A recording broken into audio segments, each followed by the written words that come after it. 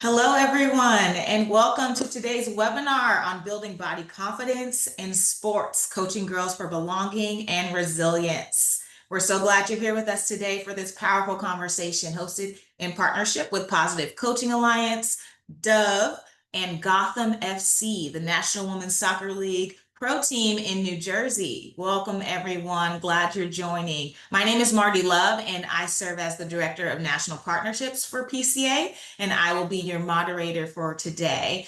Today's webinar is all about helping coaches, parents, and youth sports leaders support body confidence in girls through sport, because sport should be a place where all young athletes feel safe, valued, and empowered in their unique bodies. And at PCA, we believe in creating a positive, equitable, and accessible youth sports experience for every child. And body confidence is a vital part of that. So I'm sure a lot of you are aware of this, but nearly half of girls drop out of sports due to body-related pressures. And Dove is on a mission to change that. We're so excited to be partnered with them and with Gotham FC for today's conversation. And with the support of Gotham FC and their Keep Her in the Game initiative, we're excited to share practical tools and real stories that can help you make a difference with the athletes in your care. We'll be encouraging everyone to download and use the Dove Body Confidence Sport Coaching Tool after the webinar. But first, let's take a quick look at this video that highlights its message and impact.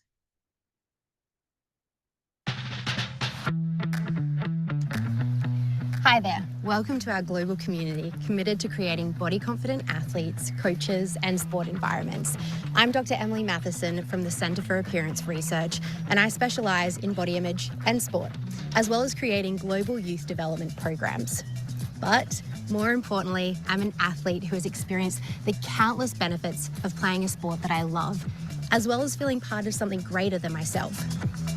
20 years of research consistently shows that young people who identify as girls drop out of sport because they're worried about how they look when taking part. These worries stem from societal pressures that suggest girls should look and act a certain way when they're playing sport. That is, they should be tall, thin, have just the right amount of muscle, as well as play sports that are viewed as traditionally feminine, such as dance, gymnastics, or volleyball. But the reality is, every body and every type of body can be an athlete. Body Confident Sport is a global initiative that aims to stop girls dropping out of sport because of body image concerns. It includes two programs, Body Confident Coaching and Body Confident Athletes. These two programs were designed collaboratively between girls and coaches with leading experts and brands in body image and sport. They're also informed by the latest scientific research, as well as tested and proven to work. Body Confident Coaching is a web-based, self-guided program that provides coaches with the knowledge and skills to create positive body environments for their athletes. Meanwhile, Body Confident Athletes is an in-person, coach-led program that provides girls with the knowledge and skills to feel body confident when playing the sport that they love. And now you're part of this global community, and together we are going to help girls thrive in sport and beyond.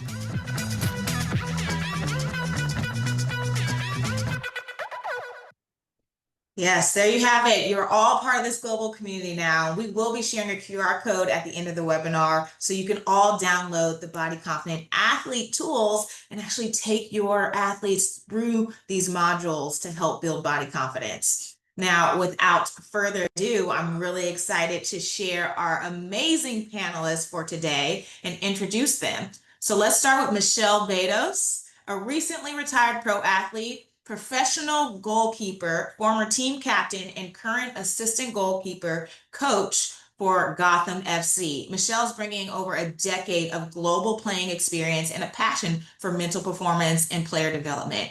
Thanks for joining us, Michelle. Hi, everyone. Genuinely so happy to be here. Love it. And next we have Carda, a professional softball pitcher, world champion, and member of Team USA, helping the national team secure a silver medal in the 2020 Tokyo Olympics. She was back-to-back Pac-12 Player of the Year during her time at UCLA and is passionate about helping female athletes build mental toughness, confidence, and a winning mindset. Welcome, Allie. Awesome. Thank you. I'm really excited for this conversation. We're excited to have you as well. And next we have Rori Harmon. She's a standout college basketball player for the Texas Longhorns, known for her scoring, playmaking, and defensive abilities. She's a former McDonald's All-American and Texas Gatorade Player of the Year, making a major impact on the Longhorns program and beyond, inspiring young girls to achieve their dreams no matter what they look like. Thanks for joining us, Rori. Thank you so much for that great introduction. Thanks for having me. Thank you. And last but certainly not least, we have Dr. Nicole LaVoi. She is the director of the Tucker Center for Research on Girls and Women in Sport and a global leading scholar on gender, leadership, and woman coaches with over 100 publications and multiple award-winning contributions, including Women in Sports Coaching and the Emmy-nominated documentary Game On, Woman Can Coach. She's also the founder of Coaching Her and co-creator of Body Confidence Sport, the tool that today's conversation is centered around. Thank you so much for joining us, Dr. LaVoi. My pleasure. Hi, everyone. Thanks for having me as part of this webinar. Yes, we are so grateful to have each and every one of you with us today. Thank you all for tuning in. Feel free to use the Q&A chat box to ask some questions throughout today's conversation. I know we're all going to learn so much from each of their lived experience, their research, and their expertise. Let's all start with, getting to know one another. And, we know firsthand what it feels like to compete at the highest levels. And you've probably had to navigate body image in that space in various ways. So I want to start with the research. Dr. LaVoi, what does the data tell us about the connection between sport and body image for girls? And why is adolescence such a critical and often vulnerable time for self-esteem? Yeah, two really great questions to start us off with this conversation. So what does the data say? The data says the relationship between sport and body image is really multifaceted. It can be good, positive, and negative depending on the context, the sport, the coaches, the parents at home. But let's maybe just focus on the positive since we're working with the Positive Coaching Alliance this morning. So I'll just say 5 really quick ones. So one is that participation in sport can shift self-perceptions about how our body feels and what it can do rather than what it looks like. It increases self-esteem and body satisfaction, particularly when we get sport right. Sport can be a protective counterweight to the constant social comparisons that girls get from social media and all the sexualized images that we see and are constantly bombarded with. Coaches can be positive role models and same identity role models. That exposure to diverse, strong, confident, athletic bodies can expand girls' identities of their own body. And then it's obvious and well stated that there's many mental health benefits for sport participation, can reduce anxiety, depression, and stress, factors that often impact body image. So that's how the data and says what sport participation and body image is linked. And why is this so important at adolescence? Adolescence is a time where girls are going through a lot of changes. Their social comparisons, their bodies are changing due to puberty and menstruation. They're facing a lot of negative body image messages from the media. And it's a time that we know from the data where girls lose their voice and self-confidence. So this is a critical time where we need to focus as stakeholders in sport to create positive climates for girls and their self-esteem. Absolutely. Adolescence is a high stakes time for identity and belonging. And we know that sports can either be a help or a hindrance during that phase. So thank you for sharing that. And we also believe that sports can be a protective factor, but only when the environment is inclusive. And Allie, as someone who's, played at the Olympic level, can you share a moment when body confidence or lack of it impacted your experience in sport? And, what did you wish your younger self or maybe even your coaches understood about body image that could have helped you then? Yeah, I think there's been a lot, right? I've had a young but full career already of like lots of different softball. Like Marty said, I played in the Olympics, but I also play overseas in Japan, and I'm there a lot of the year, and it's really demanding. I absolutely love it, but it's hard. It's a lot of practices, it's long days, and for me, I struggled with fueling my body properly. I got in this a couple years back, maybe 2 or 3 years ago now. I remember being over there and going into my season feeling like strong and skinny and like this certain weight that I hadn't ever been before. And so in my brain, I was like, "Oh, I'm really ready for season. This is maybe like the lowest weight I've been. I feel good." And I actually wasn't fueling myself properly at all. And I remember going into a bullpen and I felt like I was gonna pass out. I was like, "Oh my God," like I had to stop. I was dizzy. I knew I didn't eat enough for what I was doing that day.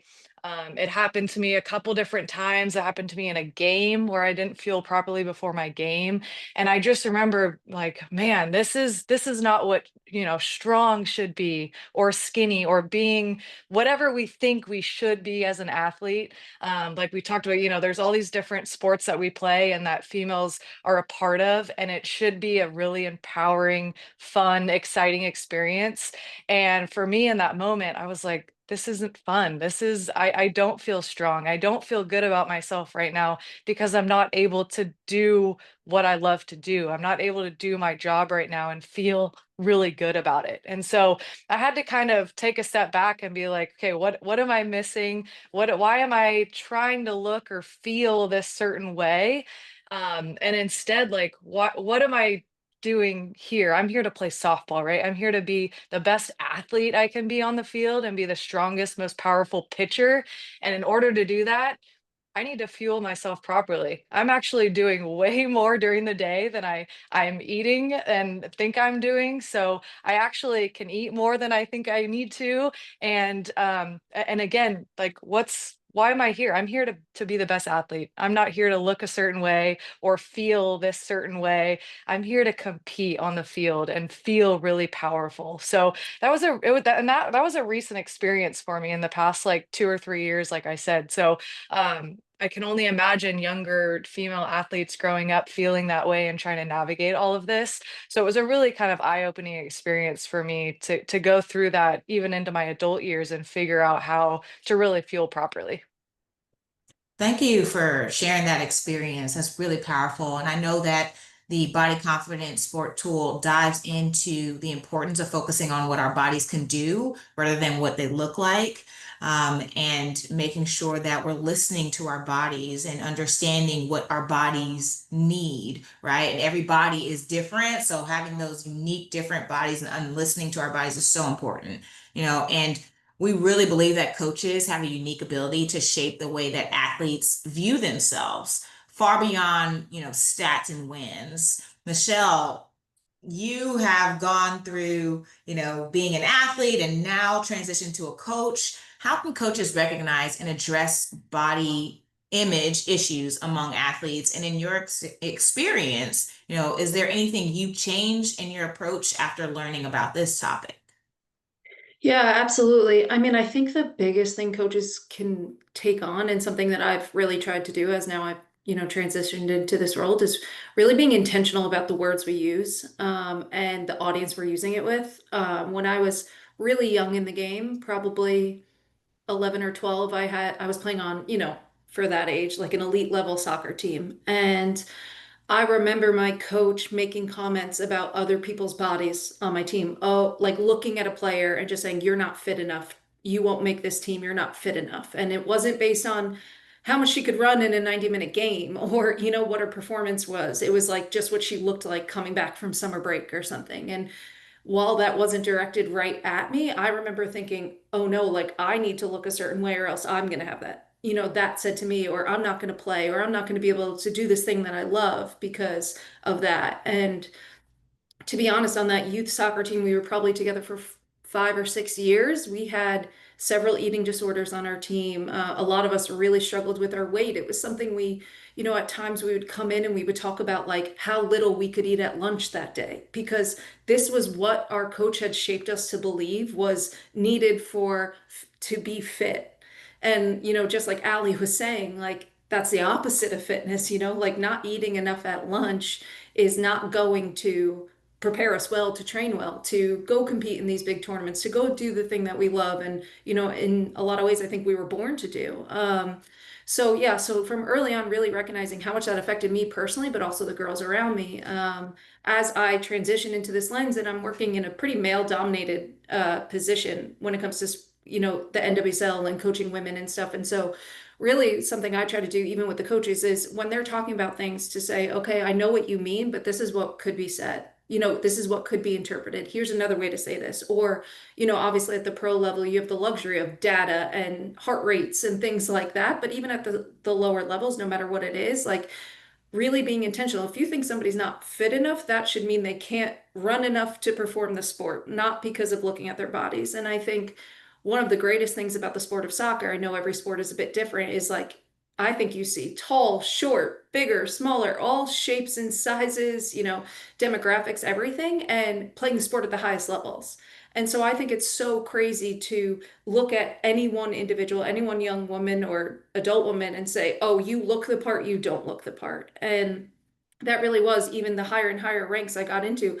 That's such an often occurrence. And I think it's such a detriment because you're really affecting women's lives. You're affecting their performance. And, you know, as coaches, our job is to bring out the best in the people. And what we're doing is the opposite. And so it's really meeting people at where they are, understanding the person, understanding the body, getting the biometrics when you can, and things like that. And we have a nutritionist, we have sports performance, we have people to do that at the higher levels.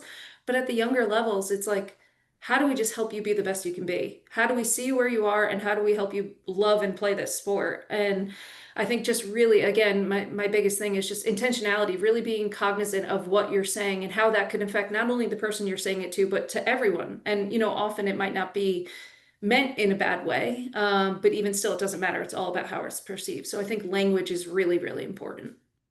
Can I Absolutely. just jump in Yep. on that really quick, Marty? Michelle, it's such an important comment because coaches, I haven't met many coaches that intentionally say something to their athletes that would create anxiety or tear down their self-esteem or make them body conscious or lead to an eating disorder. But coaches unintentionally say a lot of things because they're not aware. And this is why this tool is so important. And I love your comment about being intentional, but with intentionality comes awareness, because what I've learned from this work is that nearly every single female athlete can remember distinctly a comment a coach has made about her body that, you know, mine was 35 years ago. I still remember the coach saying that my thighs look like I had Herschel Walker thighs. And if you know who Herschel Walker is, if you don't, Google him. That's not a compliment to a young girl. And so thank you for making that important point. Yeah, of course. Yes, and it's so important. There were so many gems there. I mean, even the tool dives into a huge takeaway for coaches. Don't make assumptions on what someone's ability is in any specific sport based on what their body looks like. Everybody is unique, and every girl deserves to participate in the sport that she loves, no matter what. You know, whatever position she wants to try to play, it's our goal to help them grow and develop and find their passions and love the game. So focusing on some of these misconceptions that we've been told for so many years can develop these assumptions that we say out loud that can be putting them in a box and hindering them from their, you know, performance or even being willing to participate in a certain sport or play a certain position. So we have to be very careful with that. And like you said, Michelle and Dr. LaVoi, language matters. It is so important. So coaches, be aware of that. Use the tool to better equip yourself to handle these moments.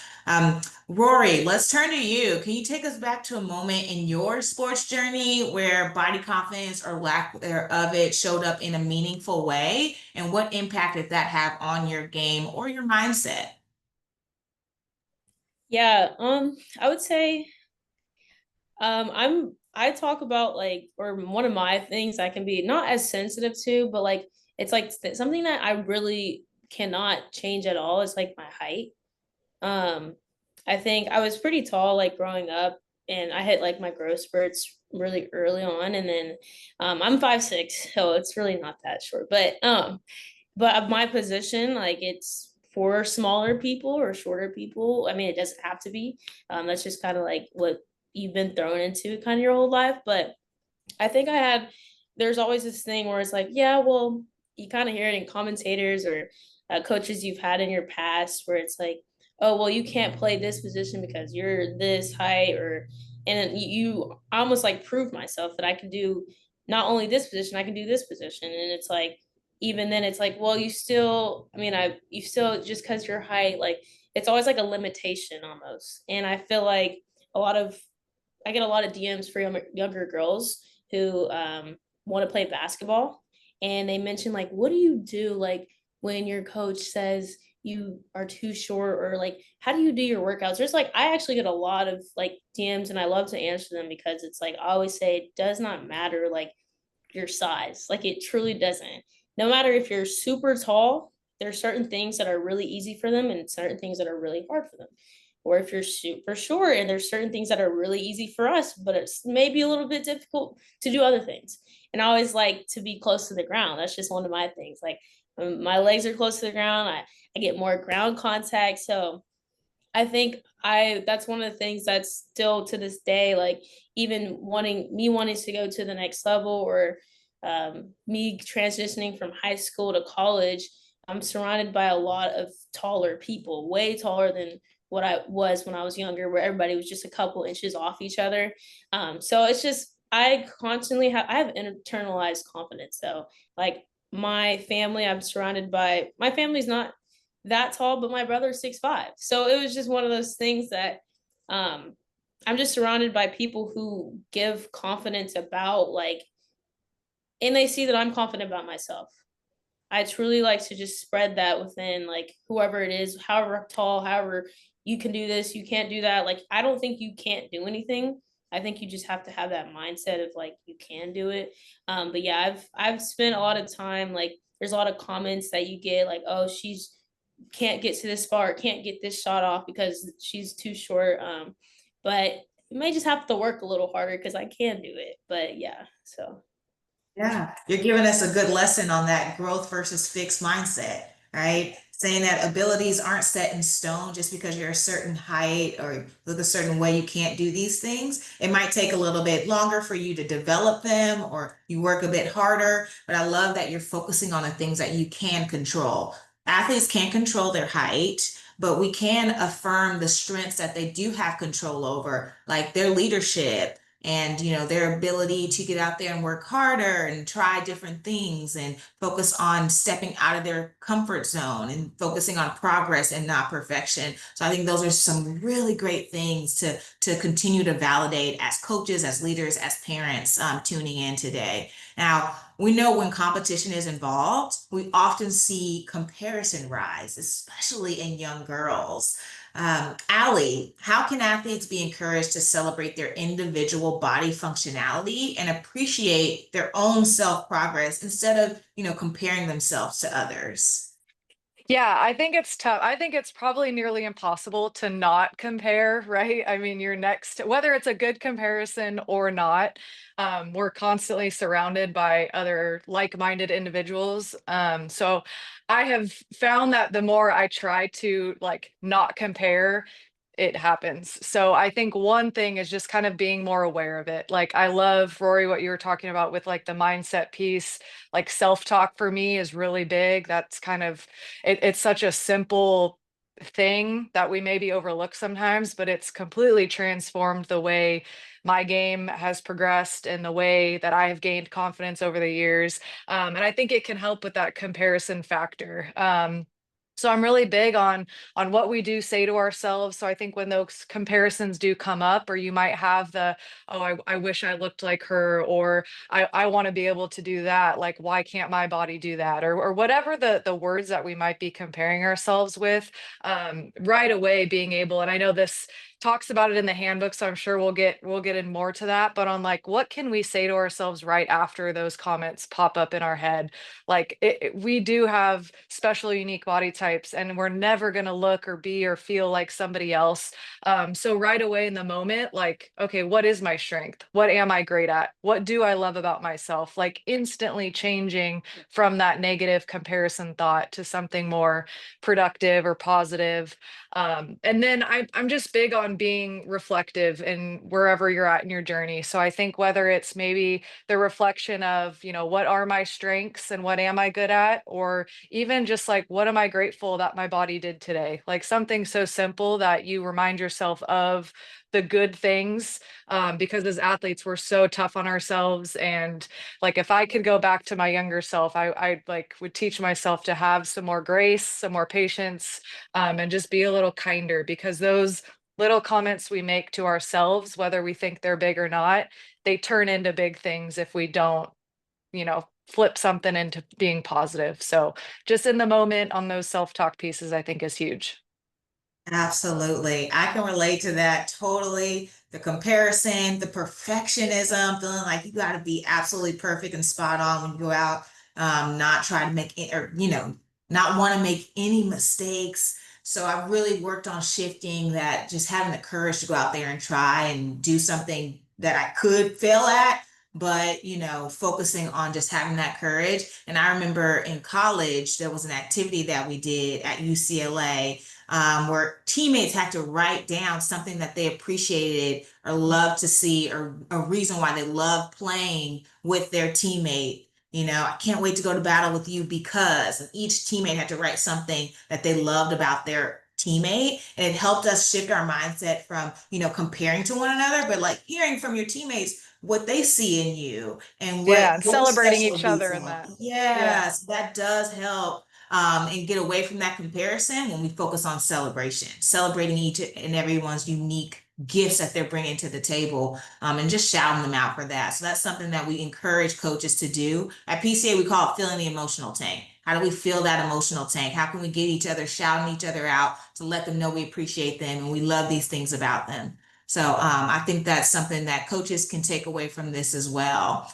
Dr. LaVoi, you spent your career studying, that intersection of sport and girl and womanhood development. And many coaches, they mean well, like you were saying earlier, they don't intend to say something that can, have a negative impact on their athletes, but they might try to avoid this topic of body image altogether out of fear of saying the wrong thing. What would you say to those coaches?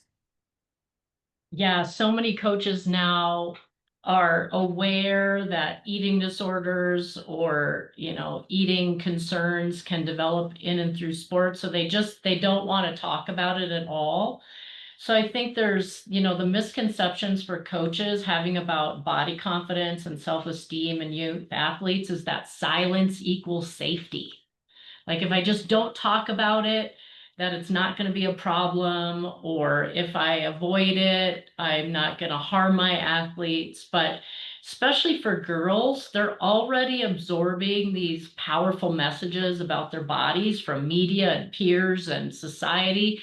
So coaches, I get that coaches are reticent or afraid, so they don't want to tackle it, but this is why we develop body confidence sport, to give coaches the tools to healthily talk about bodies and create this body confident climate. And I think there's two more misconceptions I think that coaches have.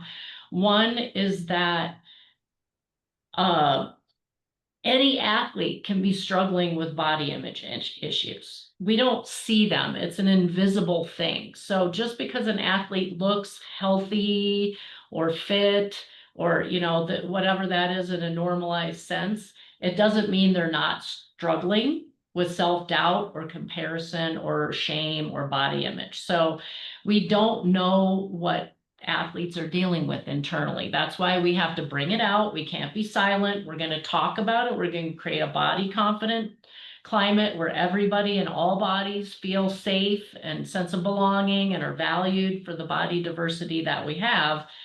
And that, I think the third thing that the misconception for coaches is that coaches and parents and athletes, all of us think like sport is automatically empowering for girls.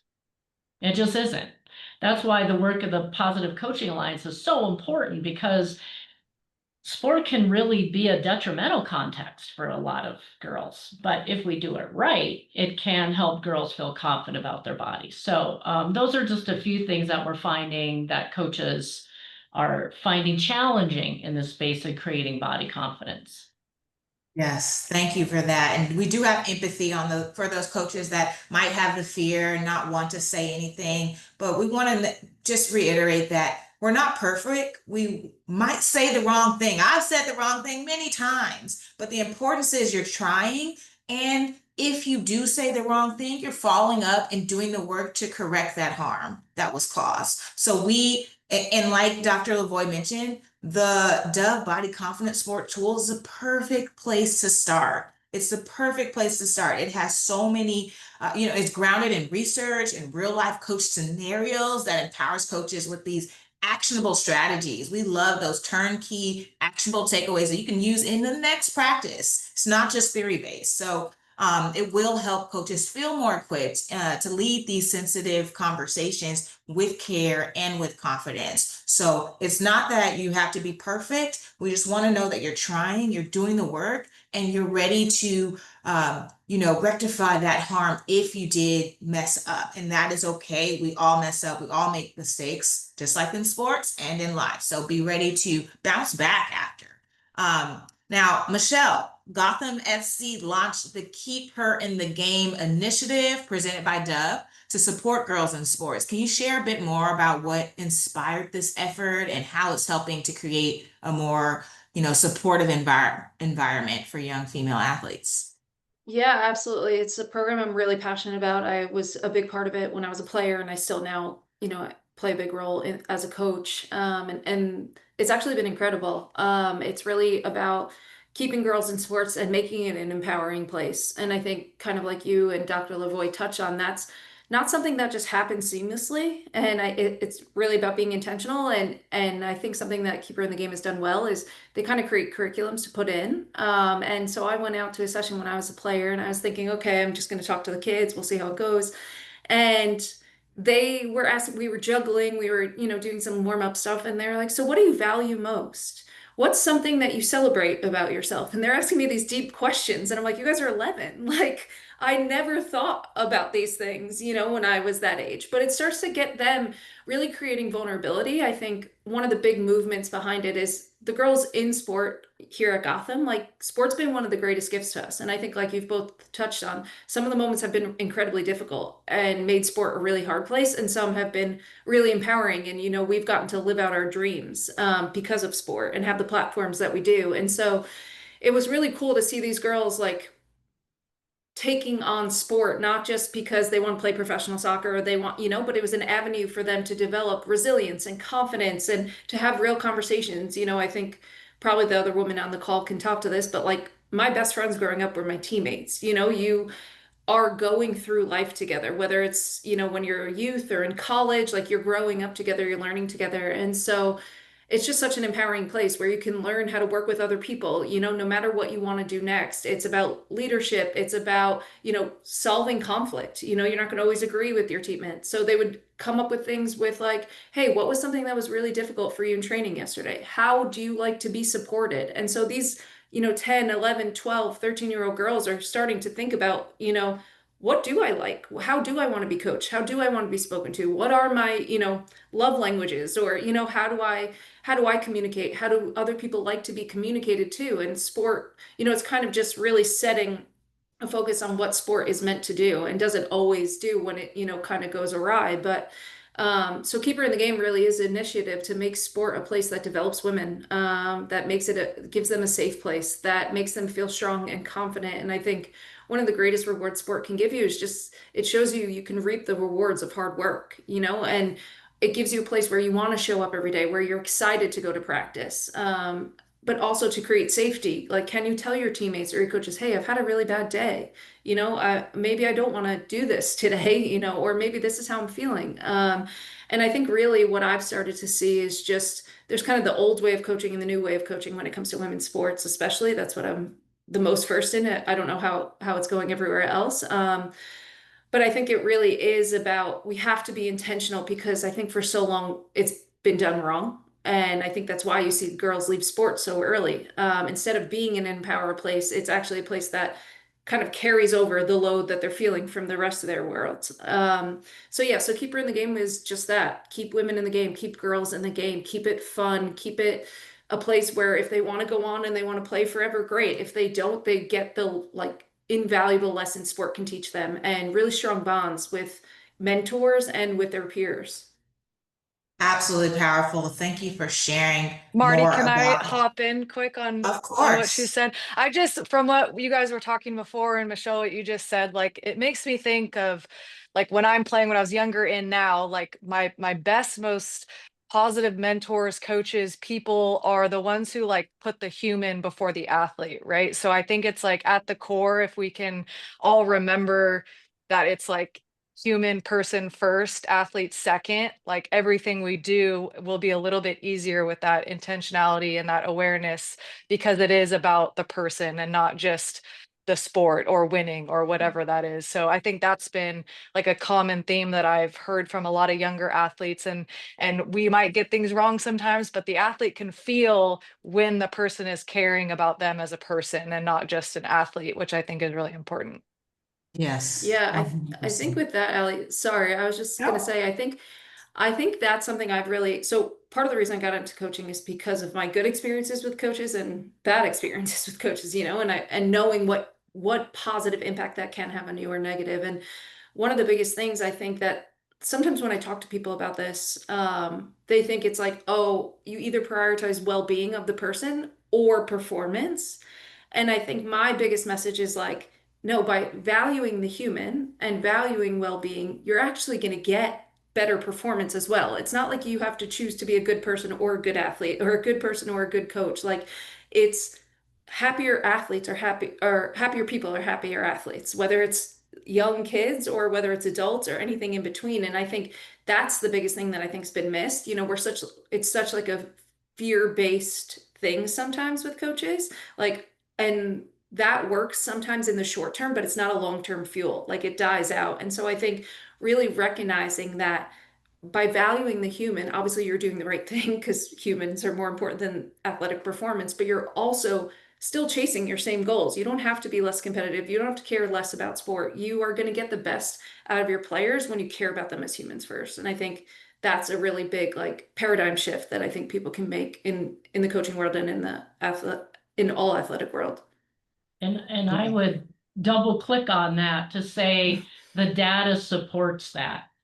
That it's not a either or, it can be a both and, that we can have optimal development, optimal experience, meaning fun and enjoyment and sense of belonging, and optimal performance. They don't have to be either or. We can have all three, but it takes education, awareness, and intentionality. So thanks for bringing that up. I just want a round of applause for that right there. Like this, you guys are preaching right now. It's so true. The data supports it. The brain science supports it as well. I took a course on the flow state for athletes, when we're in the zone. It says the way that our brain looks when we're having fun, it's the same as it looks when we're in our flow state and when we're in the zone. So as coaches, creating that environment where athletes feel safe, valued, seen and heard supports the best possible performance. We are going to have better performance from them when they are in that comfortable state. So we do have to prioritize the human first. And like you said, there's an old way of coaching. We've come a long way, but there's still a long way to go. And we have to be intentional about this because it just doesn't happen by chance. So as coaches, as caregivers, as parents, we have to do the work to be intentional about prioritizing the human spirit. You can still be competitive. You can still have high expectations and high standards, but you have to provide the steps and the tools for those athletes to meet them, right? And be very, very conscious of the care that you're providing along that way in that process.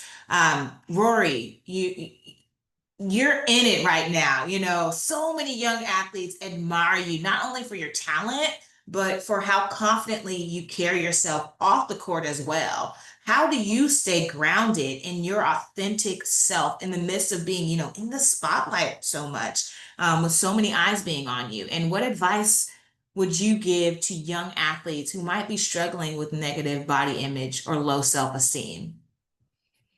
Yeah, first I was just wanted to say that everyone on this Zoom, as like on this, Michelle, Nicole, Allie, and you, of course, like the topics that you guys are hitting on is like helping me. Like I am still an athlete, so I'm taking your advice, like I'm taking y'all's word, and I'm gonna obviously spread it the way I can. And the first people I'm gonna spread it to is my teammates that I see every day. So I was taking notes because I really liked a lot of things that you said or that you all said. But I would just say like I, it can get really hard here. It's very intense. We are a Final Four team now, so we have a lot of high expectations and a lot of eyes watching us. Obviously, social media is a huge thing now. So you go from like being a freshman. My freshman year was a really good year for me, but it wasn't the social media wasn't as intense for me. And I say social media because I feel like that's kind of what weighs on not only me, but some of my teammates too, especially in women's sports lately. And I think just having each other and having someone to talk to is really good because I was in a moment of my season and you never know like what these athletes are going through when you watch them through the TV. And I realized that, yeah, we're doing great, we're winning, but like, is your team or are you happy? And you can go through that moment where you're like, dang, I'm really unhappy right now. I'm spiraling, like you don't know what it is, but and then you stop talking to people.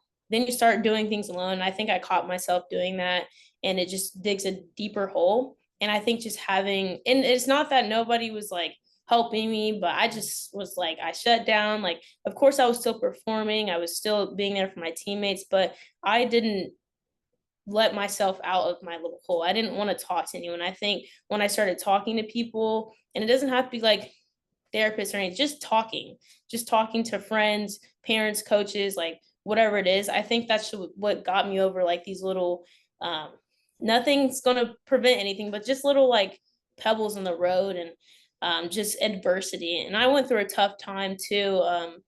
My junior year, it's a while now, but I tore my ACL and I was trying to come back. And so I had really low like self-esteem. And that was the kind of the low point I was talking about. My body did change. I like lost a lot of muscle and I just lost my physique that I had.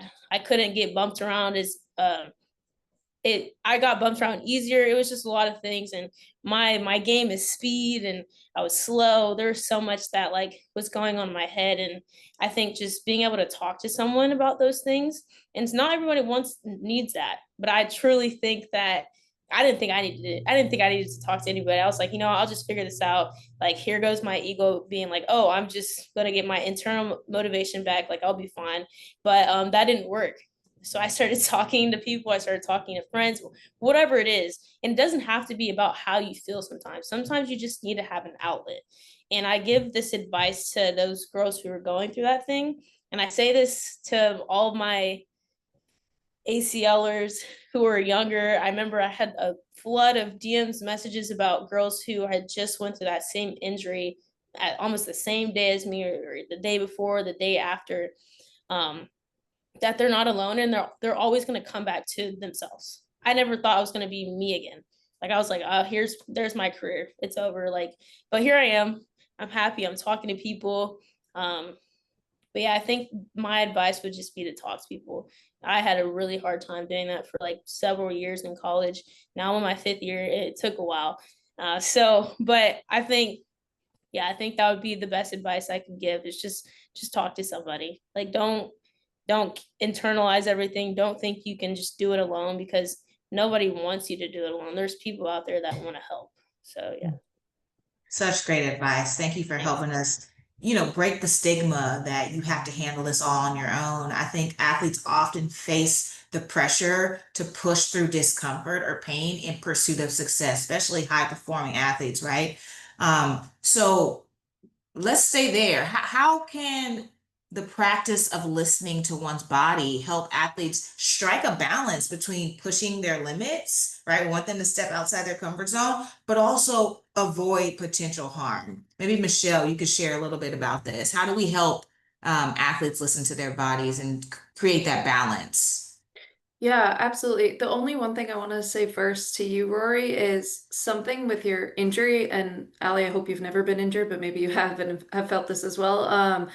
I feel like for me, it wasn't until I had my first big injury that I felt, oh, I just wish I could do what I used to do. And I think it gives you like your whole career, your whole life, you're thinking, I wish the comparison thing you guys were talking about, like, and then you get injured and you're like, all I want to be back is to me. And you start to appreciate actually like who you are, what attributes you do have. And sometimes it takes getting injured to be like, I just want to get back to me. I'm not even trying to be anybody else. I just want to get back to what I know I'm capable of. And while injury is not something I wish on anyone, it can be a gift in that sense, in terms of I miss my big muscles. I miss my body. I miss my quickness. Like, wow, I really appreciate that about myself. So that just came up for me with Rory. But I think, again, yeah, along with what you were saying in terms of awareness, again, I had to learn this the hard way, because I was somebody who, again, kind of grew up in an old regime, and I was like, I will, I'll kick 100,000 balls every day until my leg falls off. And that's what hard work is. And then,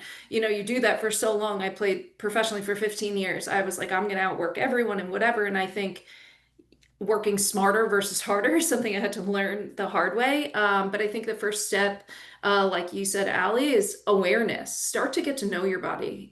As athletes, we push our bodies through so much. We almost detach from the awareness. Like, we push away pain. We train ourselves to not be aware, but also to have full control, right? Like, we need to control our bodies, but also, oh, whoa, like, but don't give me any pain because that's not working for me. And instead of looking at your body as like this absent tool, it's part of you. It's giving you signals all the time. So it's, really checking in with it. Like, I would get kind of crazy woo-woo with this stuff sometimes, and I would like thank my knee after training for being so good because I knew it was in pain, like, again, I had pushed my body really hard, but I think it is, can you check in with your body? What's your body telling you? Because it's sending signals all the time. And yes, maybe the middle of a game or middle of a training session and you don't have a ton of time, but if you're constantly tuning in after training, what does my body need right now? What food does it need? What fuel does it need? What stretching does it need? Do I need to get in the recovery legs? Am I a bit more swollen? By the time I was done playing, I could have been a physical therapist. Like, not that I have but I had spent so much time getting to know what my body needed and didn't need, and to start learning, okay, maybe today's the day I need to rest. Today, the way I get better is actually to sit with my legs up and do nothing. And I think you can only really get to that point once you start to actually spend some time with your body. So again, our body's our greatest tool, and it's all we have. We don't get another one, it's all we have to work with. And it's not just serving us for sport, it's serving us for life. It's what allows us to do the things we love. So I think for me, it really is just getting to know yourself, spending time in it, whether it's yoga, whether it's stretching, whether it's just checking in, literally sitting in a meditation and, okay, I feel tension in my temples. I feel it in my chest, things like that. I think by being acquainted with your body and serving it off the field or off the court or field or whatever it is, then I think it can serve you on. And your body is your tool. So if you want to play sports, if you want to do anything in life, you need it. So I think it's really taking care of it, thanking it, treasuring it, and yeah, giving it what it needs. And You nailed it, Michelle. I was like, and I hadn't had a big injury until I am 32 now, and I just had ankle surgery in October, and it's been the most frustrating year of all of that. Like, Mhm. I actually now need to listen to my body. I can't push Mhm. through things like I thought I did. I got to a point where I'm like, I need more help. I can't, I'm like burning myself out, or I try and do different things. I'm pitching, I'm at practice, I'm rehabbing, Mhm. and then I fry out my ankle and my calf. And now I'm like, now I'm done for 2 days. So I was like, okay, I need help. I need more direction. So that was Mhm. one thing. I'm like, I need to get on a better plan. But then it is that it's like, it's okay to take a day. It's okay. Hey, I Mhm. was supposed to do A, B, and C today, but my body's not feeling it. So I want to be good for tomorrow, and I will do it tomorrow, or adjusting Mhm. or modifying. But I was the same way as an athlete, where I was like beating my head against the wall, being stubborn, like, no, I have to do this. I said I was going to do this. I'm going to push through it. It's not that big of a deal. And then you just end up either getting injured on a serious note, or like you just burn yourself out and you can't last. Yeah. And so I have for sure learned that. And it's been, I started to learn that on being that this work smarter, not harder. And then the injury happened, and it was like, okay, this is actually like, I have to, I have to Mhm. work smarter now because it's my only option. So it's real, it's big. And I think if you can learn it as a younger athlete, when you're in it right now, it'll be better. But I think we push ourselves to the max and expect all these things. And sometimes it's okay to take a rest. And then I think for myself, because I would feel guilty sometimes resting, was like, how about let's have a practice where I have a specific goal, and I'm going to do X, Y, and Z of this specific challenge, and I'm going to try and do this instead of just taking a million reps, right? Like more intentionality with our Mhm. practice and our reps too. So you're like, I actually did get great work in. I may have not got 100 pitches in, but I got 20 that were really focused. So Mhm. Yeah. being smarter with that is nailed it. And I That's think what you two, what all three of you are saying as elite high performance athletes, how do we teach younger athletes to listen to their bodies sooner? This is Mhm. not a skill that we're taught as young athletes by our coaches, by our parents, by our caretakers. So that's another really key aspect of body confident sport, is this idea of the 3-step sense check. How do I feel? What do I need?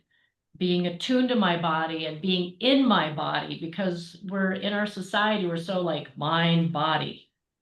And when we can integrate those at younger levels, it helps us be healthier, happier, more productive, and leads to higher performance for a longer time period. So thank you, all three of you, for sharing those experiences, and to make it okay to give yourself some grace at a Mhm. younger age to say, what does my body need? Am I tired? Am I sore? Do I need to hydrate? Do I need fuel? Do I need to stretch? Do I need a nap? I just at the WNBA All-Star game, I think somebody asked a question of the athletes, like, what's your superpower that we don't know? And like half the athletes answered napping. And I thought, yes, Oh, napping, yeah. recovery. Yeah, the question was like, what do you star in off the court? Like, what are you an all-star in off the court? I thought that was cool too. Like, I was like, I learned how to nap when I got to college, because you're loading your school. You have to go to study hall then, and then you have to go to practice. That probably is majority of the day, because then you got to get your extra shots in. Then you have to get recovery. So there's never a time for a nap. But right now during the summer, like everything's like really chill. So I nap. And I think I was talking to my chiropractor I went to today before this session. And he was saying, yeah, the number one recovery tool is sleeping. So it's great to know that. I need to do that more. Yeah, and I think, when you talk about the coach's role in all of this, like what I've learned as a coach and as a player is, as a coach, what you celebrate, they repeat. So if you celebrate, hey, you pushed your body so hard, you passed out today, kids are going to think, yeah, like that's what's good. Working as hard as I can till I can't possibly walk. But if you say, hey, really good job, like owning the recovery. Hey, great job, like sleeping in. Hey, great job coming up to me and saying, hey, my quad's a little tight. I don't think I should do this shooting thing. And of course, sports mean hard work. Like, no one on this call is ever saying you don't need to work hard to achieve great things, whether it's in and out of sport, but it's, again, working smarter, but also celebrating things. because when you can care for yourself, you're going to get the best of yourself. Like we're saying, everything with well-being. So I think whether you're an athlete and it's your teammates, or whether you're a coach, like you have such a platform to celebrate what you want, repeat it. So being, again, intentional and being aware of the habits that you're rewarding, not just, oh, you scored a goal, great job. It's like, what was your preparation? What was your mental and physical preparation coming in? What's your recovery process? Like, what does that look like? And that might mean, you're on your day off, you don't think about the sport, and that, like Allie was saying, like sometimes that's what actually makes you better that day. Like what's going to help me today is going to be different every day. So, and I think what you're saying, Dr. LaVoi, is like, if you can learn this young, what you actually is such a gift, because then you don't have to unlearn and relearn, which, like, as an older athlete, I had to do so much of, and I thought my brain was going to explode. Like And everything it's an I knew. ongoing process forever. Yeah. The Yeah. unlearning. Yeah, exactly. So I think the earlier you're learning these things, the earlier you're emphasizing these things as a coach in young athletes, the better habits they're going to grow up with, and the less unlearning and relearning they have to do. So yeah, I do think as early as possible, it's so important in whatever environment you're in. And I think just as like it's okay too for like parents and coaches. It's okay for your kid to take a day off. It's okay Mhm. if we're not going every single day. I know there's probably a wide variety of athletes on this call, but it just in our softball world, I just see there's zero break for these younger girls who are playing sport. Softball is all year round. They're playing every weekend. They, God forbid we take one weekend off during the fall. I just see them getting worked so hard, and it can affect all areas, right? We're talking about the body image and just our well-being, but your mental health, your just ability to kind of enjoy softball. Because if we do, or enjoy your sport, if we go and go and go and go and go, I know we all love it, but at some point we're gonna burn out. So I think just like for parents and coaches, it's okay to take the break as well. Thank you for saying that. So many great things that you just shared. Just to stick on that really quick for parents. There's a lot of coaches, and we know they have huge influence on the trajectory of a child's mindset and how they see themselves. So what role can parents or caregivers play in reinforcing body confidence outside of practicing games? That's for anyone who wants to chime in. Yeah. I can talk to that. So I think parents create the norm for what is important or not important, just like Michelle was saying, what is talked about and reinforced is what is valued. And so when parents and caregivers talk about the importance of what your body can do versus what it looks like and set that norm is really important. I think parents and caregivers have to model avoiding body talk. Which is really, really hard. That's another thing I've learned about this work is all of us have our own dialogue with our bodies that's unhealthy and unproductive that we're constantly unlearning as people and as athletes. So the adults that go through body confidence sport also come back to us and say, I wish I had this tool when I was younger because I've learned a lot when I'm trying to help my young athlete be better. And I think the other thing is just being intentional. Again, reinforcing that and coming to a family agreement about, creating a body talk free zone, which we aren't going to have time to get into today, but it is a tool within the body confidence sport program. It's one of my favorite tools of like how do coaches and parents and families and communities create a body talk free zone, which is so important to helping young girls feel more confident in their bodies. And then I think just lastly, when we're talking unhealthily about our bodies or we're not recovering, we're not, fueling, we're talking about our body appearance, is this gentle redirection. It's like, hey, let's focus on your sportsmanship, your character, your hard work, your effort, the things we have control over, rather than focusing on comments about how your bodies look, etc. So there's a lot of really concrete tools. And Marti, you had indicated this before, is that we created the tool to be, turnkey ready, very applicable, on the spot, practical tools that will help create a body confident climate.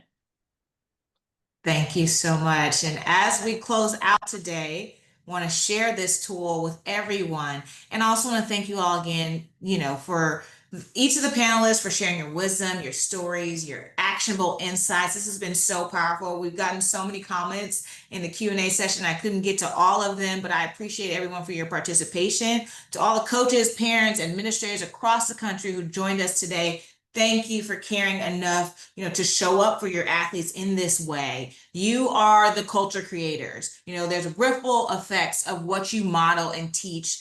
It's so much bigger than any single season or any skill sets. It goes beyond just the sport alone. So your next step is to download and explore the Dove Body Confidence Sport Coaching Tool. You can find it by scanning this QR code that is on the screen here. Share it. Talk about it with your coaching staff and teams, lead them through these conversations, and together we can help girls feel more confident. We can help them stay in the game and become leaders that they are always meant to be. So thank you all again for joining us. We're at time. This has been recorded. We will share this out again so you can play it back and watch again. I know I've learned a lot. And again, I just want to appreciate our panelists for your commitment to this work. We really, really enjoyed each and every one of you and learned so much today. So thanks again, and we'll see you all next time. Thanks, everybody. Thank you so much, guys.